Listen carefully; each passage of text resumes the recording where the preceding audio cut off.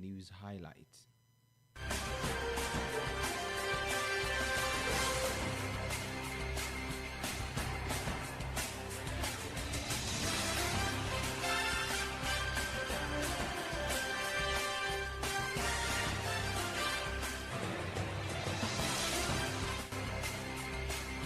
The federal government has approved the award of critical electricity intervention projects in Ekiti State under the National Integrated Project (NIPP), aimed at strengthening and expanding power supply across the state. The projects include the extension of a 4-kilometer 33 kV power line from the CBN junction at Ado-Ekiti to Iyi-Ekiti, as well as the extension of a 6-kilometer 11 kV line from Ayoba Junction Government House to the Ekiti State Water Corporation Technical College at Ado-Ekiti and the Technology Incubation Center. According to Professor Aluko, the intervention covers both transmission and distribution upgrades, stressing that the project would significantly improve electricity supply to homes, businesses, schools, and water facilities, thereby boosting economic activities and improving the quality of life of residents. A federal high court sitting in Ado-Ekiti, Ekiti State Capital, has nullified the governorship primary of the People's Democratic Party (PDP) in the state. The party had conducted its governorship primary election on November 8, 2025, during which Dr. Wole Oluyede emerged winner after defeating Dr. Funsho Ayeni and Mrs. Fumilayo Ogun. However, Independent National Electoral Commission (INEC) did not recognize Oluyede and his running mate Deji Ogunshakin on his provisional list of candidates published on December 29, 2025, ahead of the June 20, 2026 governorship poll.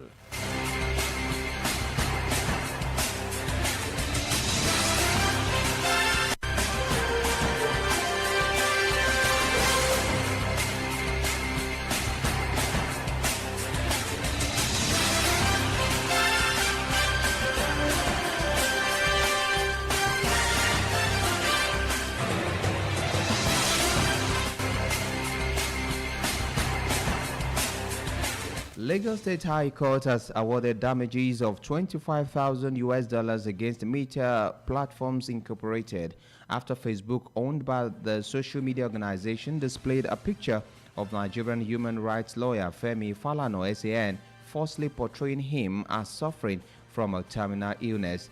The ruling was delivered on Tuesday, January 13, 2026. In its decision, it was learned that the court held that Meta could not claim that its function was merely that of hosting or intermediary platform where it monetizes content and where harm arising from misinformation is reasonably foreseeable. Meanwhile, the federal government says it has commenced operations at a high-purity gold refining plant in Lagos. This, according to a statement issued on Tuesday by Segun Tomori, media aide to the Minister of Solid Minerals Development, Dr. Dele Alake. Aside from the Lagos refinery plant, the federal government announced progress on 3 additional gold refineries at different stages of development across the country and a $600 million lithium processing plant in Nasarawa State that is ready for commissioning.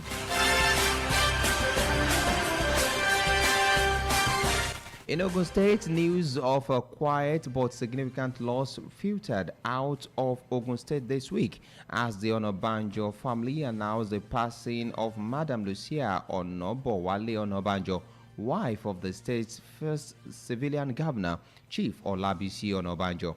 According to the family, the centenarian matriarch died peacefully on Monday, bringing to a close a life that spanned a century of personal history, public service, and family devotion.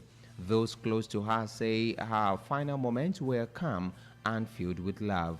Meanwhile, President Bola Tinubu has expressed deep condolences to the government and people of Ogun State and the Onabanjo family over the death of Chief Lucia Onabanjo, widow of the former Ogun State Governor Olabisi Onabanjo and matriarch of the Onabanjo family. She died on January 12 at the age of 101. In a statement issued yesterday by his Special Advisor on Information and Strategy, Bayo Onanuga, President Tinubu sympathized with the family, friends, and associates of the widow of Chief Onabanjo, the first civilian governor of Ogun State.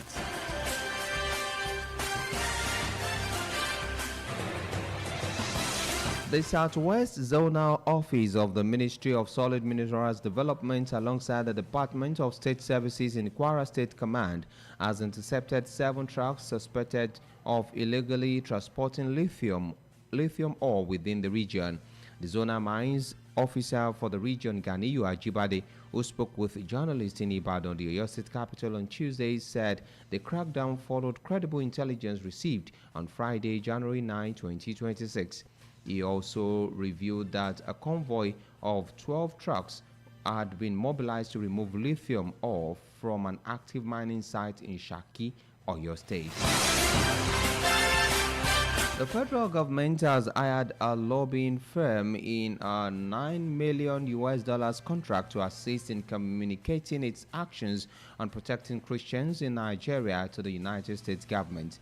According to the lobbying contract document filed with the U.S. Department of Justice, Asta Legal, the American lobbying firm is expected to assist the Nigerian government through Asta Legal in communicating its actions to protect Nigerian Christian communities and maintaining U.S. support in countering West African jihadist groups and other destabilizing elements.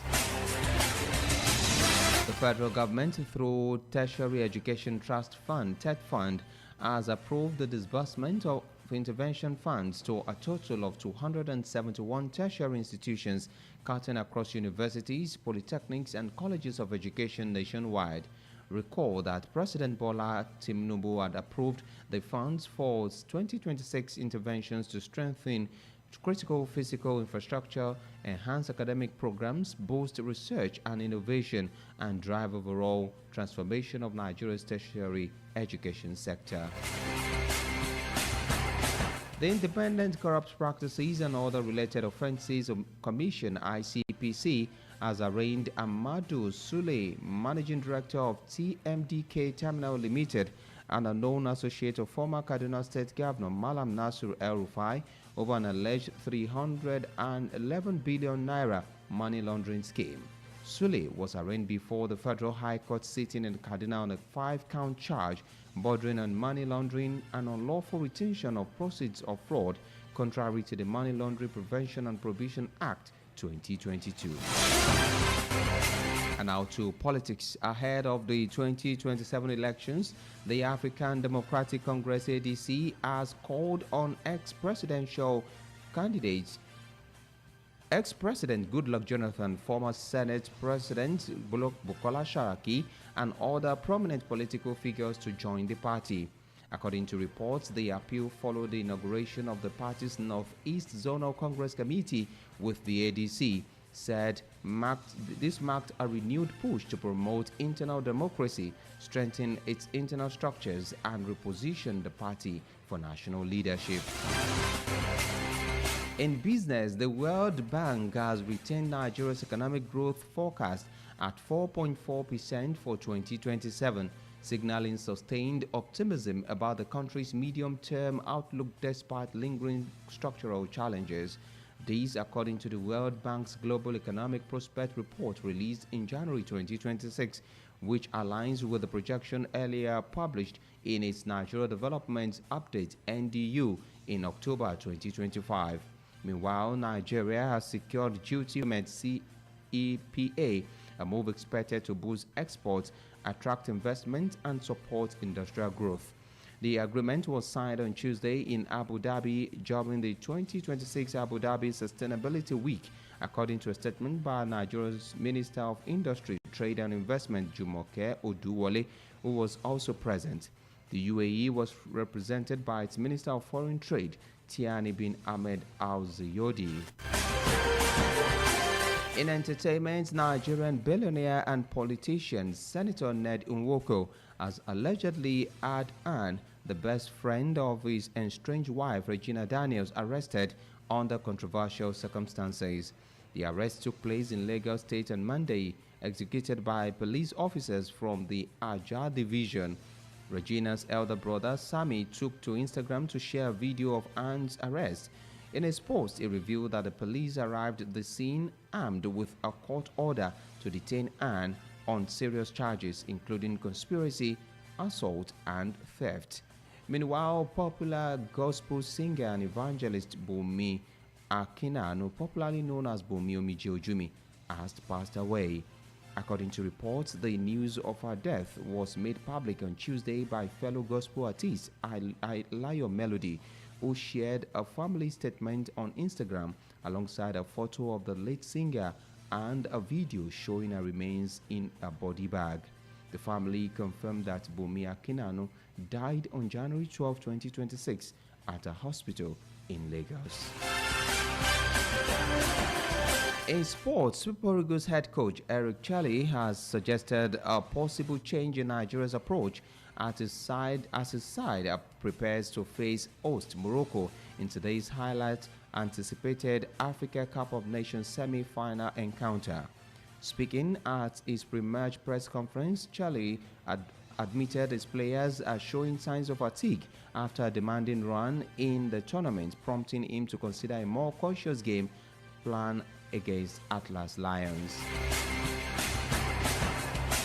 And finally, on the foreign scene, U.S. President Donald Trump has warned of unspecified, very strong action if Iranian authorities go ahead with threatened hangings of some protesters, with Tehran calling American warnings a pretext for military intervention. Trump, who earlier told the protesters in Iran that help is on its way, said on Tuesday in a news interview that the United States would act if Iran began hanging protesters. International outrage has built over the crackdown that a rights group said has likely killed thousands during protests, posing one of the biggest challenges yet to Iran's clerical leadership. That's Ayoba Newsroom Highlights as edited by Compassion Adebayo. I am Caleb Obisheson. Thank you for listening. Number 1. There is something magical about those two words. For you to be number one radio station, you've